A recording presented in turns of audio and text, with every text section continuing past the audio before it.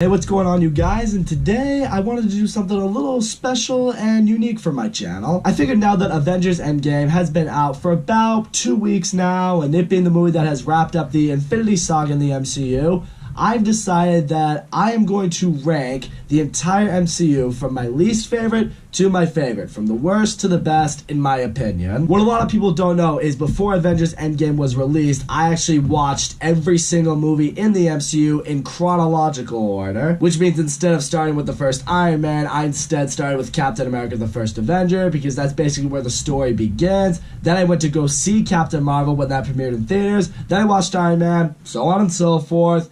And the night before I went to see Avengers Endgame, I actually watched Avengers Infinity War to wrap it all up. It's because of that I now have all of these Marvel movies relatively fresh in my head, so I figured this would be a fun video to do, to kind of celebrate the MCU. Before I get into my list, I want to just point out the obvious thing. This is my personal ranking for how these movies are. There are 22 movies in this franchise. Odds are you are going to disagree with me at probably a few points on my list. If there's any type of video I get to be completely biased and subjective, it's when I do a movie ranking list or a top 10 list or a video like this. So with that being said, let's rank the MCU. Kicking off my list at number 22 is my least favorite Marvel movie, and that is Captain Marvel. For the record, I want to say this so nobody gets the wrong idea. I do not hate Captain Marvel the superhero, and I don't hate Captain Marvel the movie. Is this movie watchable? Yes. Are there things to like about this movie? Absolutely. I really love how this movie does focus on the Skrull and the Kree and, you know, the kind of aliens they are, the roles they have in the universe. I do enjoy the nostalgia of this movie being back in the 90s. I think Samuel L. Jackson as Nick Fury in this movie, it's one of the best performances he gives as Nick Fury. I love the chemistry between him and Brie Larson in this movie. Brie Larson, towards the beginning, I thought really crushed it as Captain Marvel. But that being said, it's after the beginning of this movie when Captain Marvel comes to Earth, that's where the movie really slows down and really starts to lose me. Once Captain Marvel arrives on Earth, the movie really slows down story-wise. Everything really just comes to a big grinding halt. It's also around this time I felt like Brie Larson became way more stoic than she needed to be as Captain Marvel. I really felt she should have been a little more vulnerable here so we could connect to her character. Ultimately, for me, it felt like the movie was pushing so hard to be a feminist movement, so they had to make her really stoic and make her this like really strong-willed character. But for me, if she came off a little more vulnerable and, you know, just, you know, overwhelmed by what she forgets about her past, I probably would have connected with her more as a character. The movie does also begin to beat you over the head with the 90s nostalgia a little bit when you get to Earth. The action in this movie, it is fun, it is enjoyable, but I don't really grasp onto the idea that Captain Marvel is the most powerful superhero in this franchise with the action in this movie. I feel like the Cat Goose was a very overrated character. Everyone hailed him as one of the greatest animal characters in a movie in a very long time. Didn't really see him as that, I just saw him as a cat. And they do something in this movie that makes something canon that I think is just stupid. I won't say what it is on the off chance you haven't seen this movie, but you know what I'm talking about, and I hate it. I think it's stupid. In the end, although I do feel Captain Marvel is a fine movie, it's not the kind of movie I'm going to go out of my way to watch all that often. Next on my list at number 21 is what many consider to be the worst movie in the MCU, and that's Thor: The Dark World. Just like Captain Marvel, I do feel this movie does have things going for it. There are things in this movie that I do enjoy. I like learning a little bit more about the history behind the 9 realms. I like seeing the ether in this movie to give us a little bit more of an understanding on what the Infinity Stones are. I like seeing Thor and Loki being forced to team up, especially in light of what just happened in the Avengers. It's great to see Thor have his powers for an entire movie and just seeing him do all his Thor things. I really love the role that Frigga had in this movie. It was great seeing her be a mother to Thor and especially to Loki. But getting to the flaws of this movie, Malekith is by far and away the worst villain in the entire MCU. This guy is not memorable in really any way whatsoever. He's just here because every superhero movie needs a supervillain, so he's that supervillain. This movie also really suffers from total inconsistencies. There were a lot of times throughout this movie where it shifted from being dramatic, then shifted to being comedic. It didn't really know when to be what. And for me, I feel like that does compromise a lot of tone-setting moments that were supposed to be in this movie that could have been a lot more impactful. sequel. And ultimately, Thor the Dark World's biggest flaw for me is it just suffers from a real identity crisis. It doesn't know what it wants to be as a movie. And what you get for me is a movie that kind of failed to hit the notes that we were getting used to seeing Marvel movies hitting. Next at number 21 is another sequel, and that is Iron Man 2. Now, Iron Man 2 had the very difficult task of having to live up to Iron Man, which was one of the coolest superhero movies ever. It was a movie that kickstarted the MCU. So I think everyone went into Iron Man 2 just knowing there's no chance it's going to be as good as Iron Man. But the biggest thing that Iron Man 2 really suffers from is what I think a lot of sequels suffer from. It tries to be a bigger movie than Iron Man because, you know, it's trapped in the mindset like, oh, bigger is better. Not always. And this movie, I think at times, story-wise, tries to do way too much. It goes from Tony Stark trying to keep the Iron Man suit away from the government. It goes to Tony Stark trying to find a cure for the palladium in his chest that's killing him. It goes to Ivan Vango and his vendetta against the Stark family. The movie just shifts around between a whole bunch of different storylines, and it really doesn't make the movie feel very focused. Don Cheadle, I do feel, was an upgrade over Terrence Howard as Rhodey. It's cool seeing him become War Machine. We do get a pretty cool action scene with him and Iron Man against Ivan Vanko in the final moments of the movie that really doesn't last for very long. In the end, although this movie does have enjoyment, you can clearly tell that Jon Favreau was rushed by the studio to get this movie out in a 2-year span rather than giving him 3 years in which we probably could have gotten a much better Iron Man sequel. Next on my list at number 19 is a movie that may surprise some people that I have it right here, but it's Guardians of the Galaxy Volume 2. I will say, what is by far and away the best part of Guardians of the Galaxy Volume 2 is Yondu's storyline. He has one of the best character arcs, I think, in this movie that maybe the entire MCU has to offer. It's great seeing more of who Yondu was as a character, who he is as a Ravager, what his relationship with Peter Quill was really like, and ultimately seeing what he is prepared to do for Peter Quill because of who he sees him as. It brings us a very deep, very well done, and surprisingly very emotional story arc with Yondu. But I gotta say right now, if it wasn't for Yondu's character arc being so great, this would probably be my least favorite Marvel movie. This is a Marvel sequel that completely suffers from sequelitis. This movie uses a ton of the same jokes, the same kind of humor, the music that we're used to seeing from the first Guardians of the Galaxy. And I understand it's gonna go for that tone again because that's what worked in the last movie, and this is still, you know, part of that.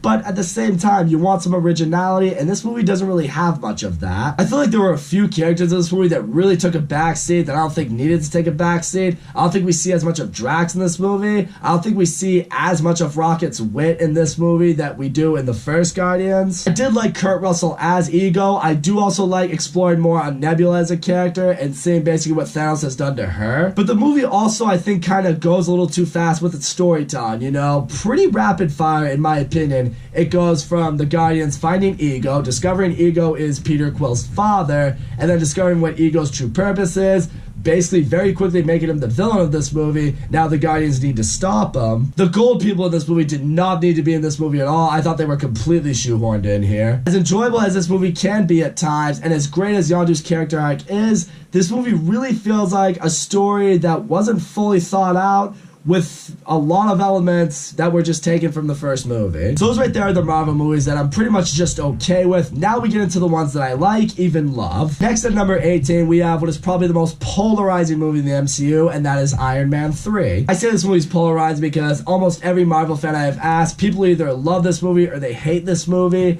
I don't know if I could go so far as to say that I love this movie, but I do really, really enjoy this movie. This was the first movie to kick off Phase 2 of the MCU. It was the first movie to follow the Avengers. And what this movie really is a great character piece for Tony Stark and how he's dealing with the events from the Avengers. I love seeing the PTSD and the anxiety that Tony Stark has now been dealing with since the events of the Avengers because he now knows what's out there. I like seeing all these different suits that he's been able to create. I love how this movie does indeed kind of take away the Iron Man armor away from Tony Stark. In this movie, you see a lot more of Tony Stark than you do with Iron Man. Some fans didn't like that. I loved that because for me, it reminds us all what I think Iron Man 2 didn't really remind us that much of. The suit isn't Iron Man's superpower. His genius is his superpower, and we really see more of that here. I love the chemistry between Robert Downey Jr. and Ty Simpkins. I thought they worked really well together. I think the action in this movie when it goes down is a lot of fun. This movie does take a very surprising, unexpected twist with the character the Mandarin, and that right there is basically where fans either decided, okay, I love this movie or I hate this movie.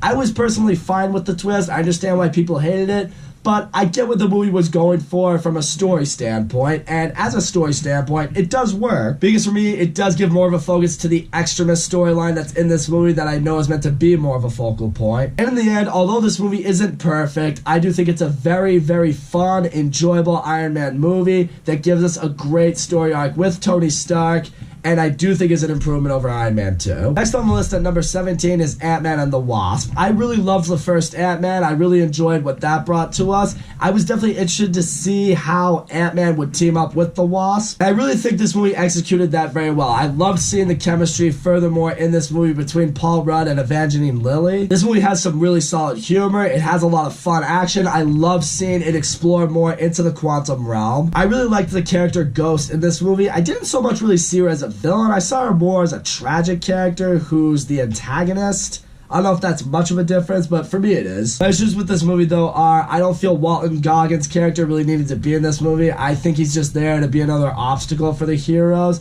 I don't like the way Ghost was used storytelling-wise. I think the way she's introduced to us and the things we learn about her, it unintentionally goes against things we've learned in previous Marvel movies. And the ending of this movie, I also thought was pretty anticlimactic. I think they kind of just solved all the issues they had pretty quickly. Well, most of the issues anyway. Although I clearly don't think it's as good as the first Ant-Man, I do feel this was a really solid sequel. Next on the list, we have the first movie to feature the Star-Spangled Man with a plan, and that is Captain America, the First Avenger. First of all, getting into the positives, Chris Evans absolutely crushes it as Captain America. He was clearly the perfect choice for this movie. I love seeing how he is just a real patriot who wants to go into war and just fight for this country. I love seeing him start off as this really scrawny, asthmatic guy who can't lift up a gun to becoming this, super soldier. I liked exploring on this Nazi science division that was known as Hydra. I thought Hugo Weaving played a solid villain as Red Skull. The movie does feel a little bit smaller scale than maybe some of the Marvel movies that we were already used to, but I completely understood that because the movie is set in World War II, so you can't expect things to be maybe as extravagant as they would be in present time. And that also being said, I do feel like some of the action in this movie was montaged through a little bit. That was something that did kind of bother me. This movie was a really good introduction to Captain America and was a sign for even greater things coming forward with his character. Next on my list at number 15, we have what is probably the forgotten movie in the MCU, and that is The Incredible Hulk. Everyone out there has pretty much forgotten about this movie because just about nobody, with the exception of William Hurt as General Ross,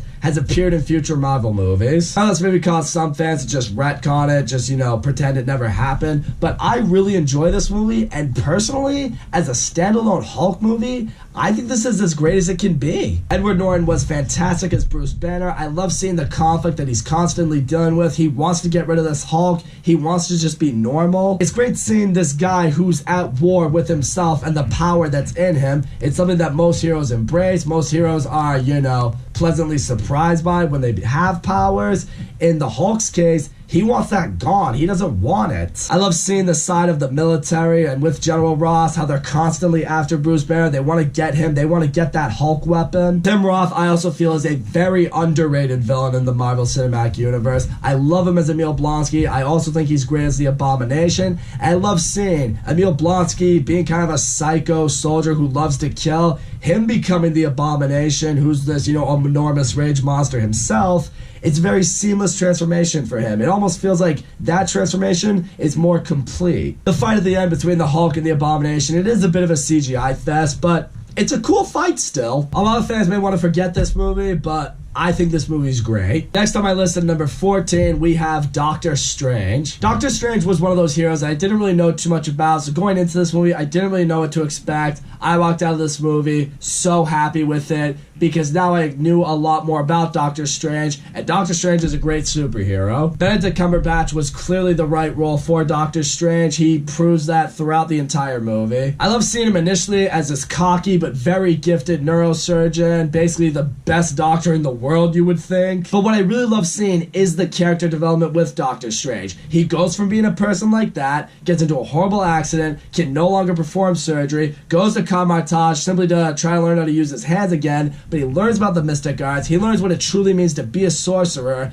and you see by the end of the movie, he's willing to sacrifice himself for the greater good. I love exploring all the mystic arts. It's really cool seeing someone like Doctor Strange whose power really is magic. This movie has a great cast surrounding Benedict Cumberbatch, Benedict Wong, Chiwetel Ejiofor, Tilda Swinton, Rachel McAdams. They all do great. This movie for me though does suffer from what a lot of Marvel movies suffer from, and that's a weak villain. Caecilius for me was really not a very memorable villain. He's just there to give you a glimpse of what the dark side of magic really is like. But if I'm being honest with you guys, whenever I reflect on this movie, as far as villains go, I think of Dormammu way more than I think of Caecilius, and Dormammu's only in the final scene of this movie. Final act anyway, I should say. But regardless of that, I loved this movie, and I really hope they do more with Doctor Strange going forward in the MCU. Next on my MCU ranking, at number 13, we have Ant-Man. Going into Ant-Man, I really didn't know what to expect. I was a little weary on how Paul Rudd would be as a superhero. I've always been used to seeing him as a comedic actor, but he absolutely crushed it as Scott Lang. I love seeing the story with him, similar to Doctor Strange,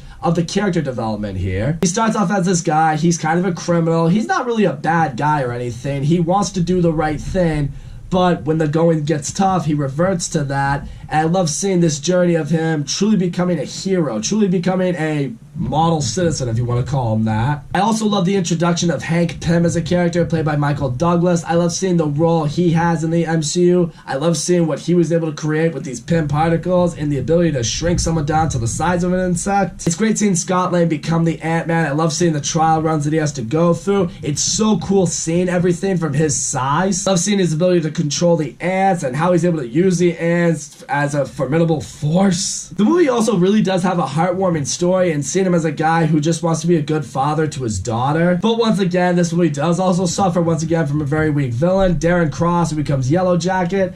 He's really not that memorable as a villain to me. I get his purpose, I understand why he's here, I do love that final showdown between Ant-Man and Yellow Jacket, but aside from that, there's just nothing I really think is too memorable about him. But this movie had great action, it had a great story, it had some really good humor. Michael Pena in particular is exactly how you need comic relief in superhero movies. It's definitely a smaller scale superhero movies, but it was something that I honestly appreciated. Next on my list at number 12 was the concluding chapter in the Thor trilogy anyway, and that is Thor Ragnarok. Now I know I probably have this movie ranked a lot lower than some people would have it in the MCU. I know I'm definitely in the minority in terms of people who like the first Thor better than Thor Ragnarok. I do think this movie is awesome, do not get me wrong. First of all, what I really appreciate with this movie was the surprising change of tone that it went with for the Thor movies. This movie is really funny. I would say it's this movie and Guardians of the Galaxy that are as much comedies as they are superhero movies. The comedy in this movie really does hit. I love seeing Thor and the Hulk really team up together in this movie. It does kind of feel like a buddy cop comedy movie at times. I also love how this movie gave the Hulk a bit more of the limelight. We saw a lot more of Hulk than we do of Bruce Banner. I think Mark Ruffalo once again crushes it as Hulk in this movie like he has in previous Marvel movies. The movie does also explore more on the struggle that Bruce Banner is dealing with as the Hulk, seeing how he can't really control it just yet, not entirely anyway. I thought that worked really well for the movie. The movie gave a lot of great character development with Thor. I love basically seeing him become more of the God of Thunder. Tom Hiddleston as Loki, as always, kills it in this movie. Cate Blanchett, I also thought was a really solid villain for this movie. It was a twist with Thor that I don't think anyone really expected going into it, but it was a great twist. I very much enjoyed this movie. And now it's here at number 11, we have Thor. Now, like I mentioned, I know I'm in the minority of liking Thor more than Thor Ragnarok. Maybe I have Thor a lot higher on my list, but I honestly really love this movie. Chris Hemsworth was the perfect choice to play Thor. I love seeing the character development with him in this movie, because what I especially love seeing with him is his redemption story. He goes off from being this really cocky, arrogant, god who's going to be crowned king, and he lets his arrogance get in the way. It leads to war, so Odin banishes him to Earth, and that's where he truly needs to learn how to be a king, how to be a hero. It gives us, for me, one of the best character development stories that we've gotten in the entire cinematic universe. Natalie Portman and Chris Hemsworth have great chemistry together. It's so easy to buy their romance. You really feel it between them. This was also a great introduction to who who is one of the best villains in the MCU. That's Tom Hiddleston as Loki. It's a role he just owns. I love seeing the role he has in this movie, him being so envious of Thor, him wanting to show that he is the rightful king. I also really love Anthony Hopkins as Odin. I know he's not in the movie too much because of his situation story-wise in this movie, but I still think he was the perfect casting choice. This is the first time in the MCU we explore upon a world besides Earth. We get a look into Asgard, which I think is just awesome. We've all learned about Greek mythology, but it was so cool seeing it being used in a superhero role. It was just such a unique take for superhero movies, I feel. In the end, for me, when I watched Thor for the first time, there was something that was just really special about it. And for me, that's why I think it's one of the best movies in the MCU. Now we're going to get into the top 10. These are the ones that I really, really love. These are the ones that I get so excited about every time I watch them. These movies, they're their epicness. At number 10, we have another movie that I probably also have ranked higher than some people, and that is Avengers Age of Ultron. Now, Avengers Age of Ultron, I understand, is probably for some people a little bit more of a setup movie. A lot of people think it's just setup. Is there setup in this movie? Yes, undeniably so. But for me, it's necessary setup, because when you look at Phase 3, and then you look back on Avengers Age of Ultron, this was a really necessary movie. This was a movie that led to so much that happened later on in the MCU. It led to the events in Civil War. It led to the events in Ragnarok. It gave us hints towards Black Panther. It gave us even a further understanding on the Infinity Stones and what was coming with Thanos. The setup that is in this movie, I think, is completely necessary, and I think it's very well done for the most part. James Spader as Ultron, I think, is definitely one of the best villains in this movie. Ultron is such a great character. I love seeing his motive. He's really funny. I love seeing how powerful he does become. If someone's going to take on the Avengers, you really need to feel like they are too powerful for an entire group of heroes to handle, and I felt that with him. I love seeing the Avengers back together as a team. Although it's not as special as when you see it for the first time, it's still great to see them all together. I love seeing what they further explore upon with each character. What I constantly love seeing about this team is they're not always just, peaches and cream together. Because of all these personalities, they do always have conflict. You don't see that enough with superhero teams. I don't think they explore upon that enough when they attempt it in movies. You really see it here, and I so much appreciate that. The movie also gave us great introductions to characters of Scarlet Witch, Quicksilver, and Vision. The movie has some really memorable action scenes, Hulkbuster versus the Hulk, Ultron and the twins versus the Avengers, all the Avengers against Ultron's army at the very end in Sokovia. That action scene is just awesome. The movie also gives a lot more character development to Hawkeye in this movie, which I really appreciated. I love seeing in particular what he's fighting for. And for me, as far as a sequel could go for the Avengers, I think this is a pretty well done sequel. At number 9, we have what was probably the biggest risk by the Marvel Cinematic Universe, and that was Guardians of the Galaxy. The Guardians of the Galaxy, I had absolutely no idea who these characters were going into this movie. I had no idea what to really expect. What we got, though, was an awesome comic book movie. The actors in this movie all do a phenomenal job. They had great chemistry together as a team. I love seeing the exploration that this movie really gave us. An entirely different galaxy, more of a look into Thanos. The soundtrack in this movie is great. I love how it has a lot of classic rock and classic pop songs for it. The action in this movie is so much fun. The character development in this movie is great. But above all, this movie is hilarious. This for me is definitely the funniest movie in the Marvel Cinematic Universe. This movie, as I mentioned with Thor Ragnarok, just as much a comedy as it is a superhero movie. All the comedy in this movie really hit for me. When I was watching this movie in theaters for the first time, I was honestly amazed at how often I was nearly falling out of my chair from laughing. I did not expect this movie to be as funny as it was. The one flaw I have with this movie is Ronan's really not a memorable villain. Surprise, surprise, Marvel movie. But I think a lot of it's also because we now know a little bit more of who Thanos is. We know Thanos is out there. We know he's just a stepping stone to Thanos. But at the same time, I do think Ronan could have been done a little bit better. I think they could have, handled him as a villain a little bit better. But in the end, as far as surprising movies go, this has been one of the best surprising movies in a while for me. At number 8, we have a movie about another hero that I knew nothing about, and that was Black Panther. The difference between Black Panther and Guardians of the Galaxy was we did get a little bit of a taste of who Black Panther was in Captain America Civil War, and now this is him in his own standalone movie. This movie received critical acclaim when it was released by just about everyone who saw it, and yes, it rightfully deserves critical acclaim because this movie is awesome. Going into Black Panther, I didn't really know what to expect, but really exploring on the nation of Wakanda, I was amazed at how beautiful it was as a country. Just seeing how advanced it is technologically speaking. I love seeing it explore more on vibranium, how vibranium can be used as more than just a metal. Chadwick Boseman is so good as Black Panther in this movie. I love seeing really the supporting cast around him. Everyone just crushes it. Michael B. Jordan, I feel, is one of the more memorable villains in the MCU. I love seeing his motive. I love seeing the reason to why he wants to do what he wants to do. Like Guardians of the Galaxy, this movie has a great soundtrack. The rap music, the hip-hop music that's in this movie is just fantastic. I love how this movie very wisely, very seamlessly was able to talk about things like third world countries and segregation and things like that without being in your face with any of it. These days it's so hard for movies to do that and not receive backlash, so I gotta give it props for being able to do that. For me, it's not quite the cultural phenomenon that some people have seen it to be, but it is a fantastic movie and I love watching this. Next at number 7 is part 1 of the culmination of this franchise, and that is Avengers Infinity War. This was one of the most anticipated movies in a very long time. Finally, we were really going to see Thanos in the forefront of the movie,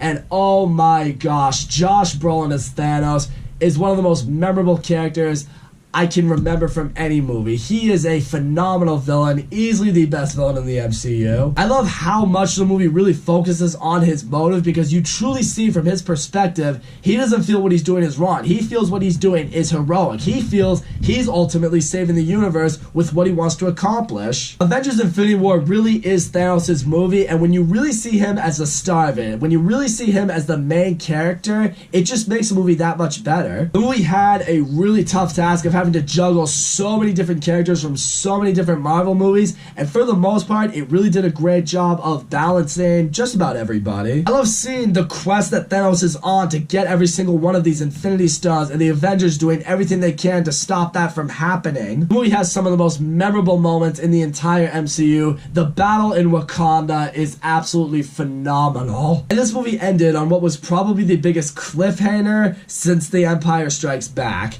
Literally, there's not a single person that didn't walk out of the movie theater with basically their jaws dropped when this movie was over. This movie gave us enough to satisfy us, but not enough to make us not want more. I love when movies do that. This movie did that so well. Next at number 6, we have the first movie in the MCU to star in the forefront my favorite superhero, and that is Spider-Man Homecoming. Like Black Panther and Civil War, we also got a taste of who Spider-Man is, and Tom Holland absolutely crushes it as both Peter Parker and Spider-Man, especially here in this movie. I love how this movie wasn't just a superhero movie, but it was also a coming-of-age story. It was a high school movie. I love seeing the story of Peter Parker wanting to prove himself, wanting to show that he can be an Avenger, he can be a superhero, he doesn't have to stay with all these meaningless tasks. Peter Parker had great chemistry with his best friend Ned, the supporting cast around him, everyone just is great. Michael Keaton as the Vulture was a phenomenal villain. What I loved seeing with him is he doesn't really seem to be a bad guy necessarily.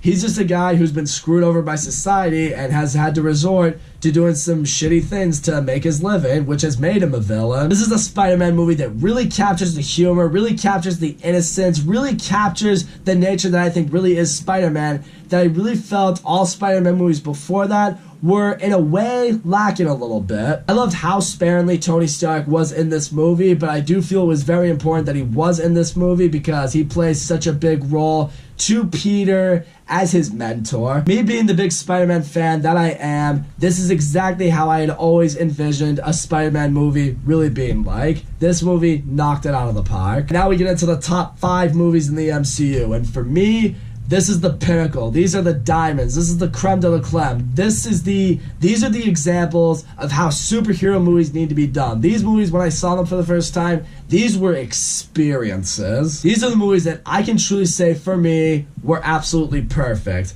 Maybe not perfect as a movie necessarily, but for what they needed to do for me, it was done. They were done perfectly. And at number 5, we have the movie that started the Marvel Cinematic Universe, and that is Iron Man. I don't think anyone really expected or really knew what to think when we found out we were getting Iron Man and that Robert Downey Jr. was going to play Iron Man. I know a lot of people out there honestly thought this movie was going to suck, but this movie ended up being fucking kick-ass. Robert Downey Jr. absolutely owns the role as Tony Stark. There is nobody else out there who could have played this role as well as he did. His dialogue, his humor, the way he talks, the way he acts, this role was made for Robert Downey Jr. I think Tony Stark's storyline in this movie is perfect. I love how he goes from this genius, billionaire, playboy, philanthropist who doesn't give a fuck about anything to winding up in this cave, being forced to work for these terrorists, seeing the damage that his weapons have caused. He builds a Mark I Iron Man suit that breaks him out of that. He goes back, shuts down the weapons industry, but he decides, you know what?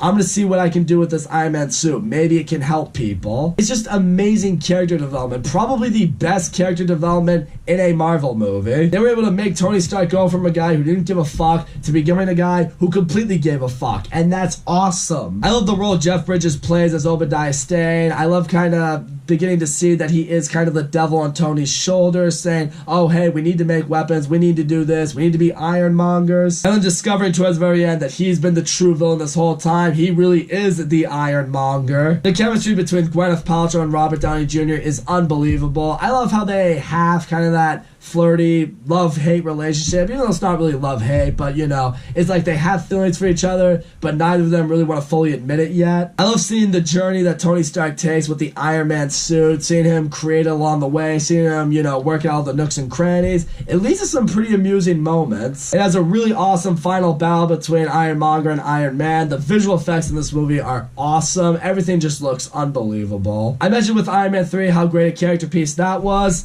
It can't top Iron Man, though. This movie was something special. At number 4, we have what is currently my pick for the best standalone movie in the MCU, and that is Captain America: The Winter Soldier. I am constantly going back and forth between Iron Man and Captain America: The Winter Soldier over which is the best standalone movie. If I make this list again somewhere down the line, maybe I'll have Iron Man above The Winter Soldier. I don't know. But for now, I have The Winter Soldier above Iron Man because one of the things for me that I really appreciate with this movie is it does what a sequel doesn't really do all that often. It steps it up in every sense of the word. This is such a better movie than Captain America: The First Avenger. Everything in this movie is just so much better. You have better characters. They actually make Scarlett Johansson as Black Widow a really interesting character. You see that she's not just the hot chick in these movies. She's actually a great character. I love seeing Anthony Mackie as the Falcon, essentially becoming the sidekick to Captain America, seeing his role in the military, seeing what he wants to be as a superhero. I love seeing Bucky as the Winter Soldier. I love how it puts such a challenge on Steve Rogers because of his friendship with Bucky. It gives a little bit more on the exploration there. I love how it makes the missions in this movie a lot more personal for Steve. Captain America is so much more badass in this movie. He's just going around. He kicks so much ass in this movie. I love seeing the role that he plays in S.H.I.E.L.D.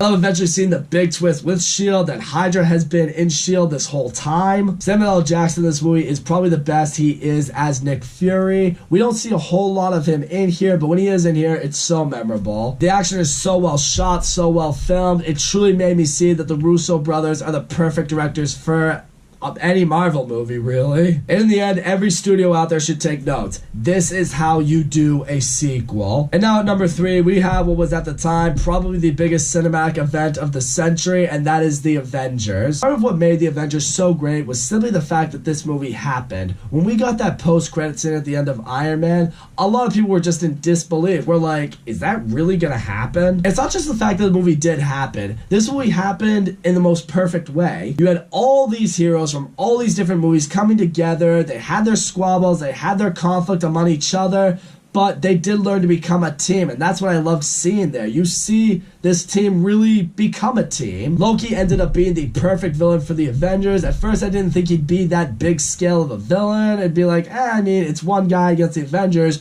Quickly, you see, oh, okay, this guy's gonna be a force to be reckoned with. Mark Ruffalo replaces Edward Norton as Bruce Banner in this movie, and he does an even better job at that. And yeah, that action scene at the very end with the Avengers all together as a group against the Chitauri army and Loki, it's just when you see it for the first time, it's incredible. It's so amazing. It's so fulfilling to actually see it be happening. The Avengers was a movie that comic book fans were waiting for so long, and I don't think there's a single comic book fan out there that was unsatisfied from it. Next for me on my list at number 2 is Captain America Civil War. What I really appreciated the most with Captain America Civil War is this was the first superhero movie in a very long time that really made me think. We have these Sokovian Accords that are saying the Avengers can only act only when the government says they can act. You have people for it like Iron Man, you have people against it like Captain America. Both sides are at odds with each other. Both sides have great points in their arguments. It really does make you wonder which side you're on. I love seeing the tension between the team. I love seeing the divide that does ultimately happen. I love this movie once again explores more on the friendship between Captain America and Bucky. I loved how that was one of the focal points here because I do feel it was very important in light of what happened in The Winter Soldier. This movie gave us a great introduction to Black Panther and Spider-Man without shoehorning them into the movie. I thought that was impressive. And some of the things we discover about certain characters, certain storylines, it honestly impacts you a little bit. It leaves you there feeling a little bit emotional, like, oh my gosh, that's what happened. It's a movie that does explore a little bit on the dark side and the faults in these superheroes. And that's what I think makes this movie so special and so unique. The airport battle is one of the best all-around fight scenes in the entire Marvel Cinematic Universe. I love just what we got to see between Team Iron Man versus Team Cap. But we also got a great final battle between Iron Man, Cap, and Bucky that was more emotional, more intense, a little more, it has you sitting there like, oh gosh, this is the end right here. This is the dispatching of the Avengers. This movie did so much more than I expected it to, and that's why I gotta give this movie so much credit, and that's why for a while this was indeed my favorite Marvel movie. And here we are at number 1, my favorite Marvel movie. My pick for the best Marvel movie is the most recent Marvel movie, and that is Avengers Endgame. I know a lot of people out there will say I'm being a prisoner of the moment, you know, I'm still hung up on it, you know, I haven't let the hype die down. I want to say this right now. I've now seen this movie a couple times in theaters. Every time I watch this movie, I love it even more. This movie was the culmination of all 22 of these movies, and it did it in the most perfect way. I won't get into too much detail in the event you haven't seen it, but just what it does with all the characters. I love seeing the characters that are left. I love seeing them trying to find a way to save those who vanished from Thanos. I love seeing the role that Thanos did have in this movie. I loved the movie element that was brought into this movie. I thought it was done perfectly. I love seeing where so many of these characters are at. It brings so much of a character arc to a lot of different characters. Some of the actors in this movie give the best portrayals ever of their superheroes. In particular for me, Jeremy Renner, Robert Downey Jr. absolutely slay it in this movie. This movie's 3 hours long. At no point does it feel 3 hours long. This movie flowed so seamlessly. The movie has unbelievable action scenes throughout it, especially the very end. The very end is one of the greatest movie scenes in history. This movie also has such an emotional weight to it. This movie made me cry. I would never expect a superhero movie to make me cry, but this movie, I was weeping at the end of it. This was the perfect way to wrap up all these movies. It was an excellent follow-up to Infinity War. It was a great part 2 to what is the end of the MCU. It was the perfect conclusion to a phenomenal film franchise. And for those reasons, Avengers Endgame has to be, for me, the best movie in the MCU. So there you go, guys. That is my ranking for all of the movies in the MCU. This was definitely a long video, but, you know, 22 movies. I gotta talk about all of them. But now it's over to you guys. Where would you guys rank the movies in the MCU? Don't forget to leave a comment. Let me know what your list would be below. I would really love to hear from you guys. And also, don't forget to leave a like and subscribe, and I will see you all next time.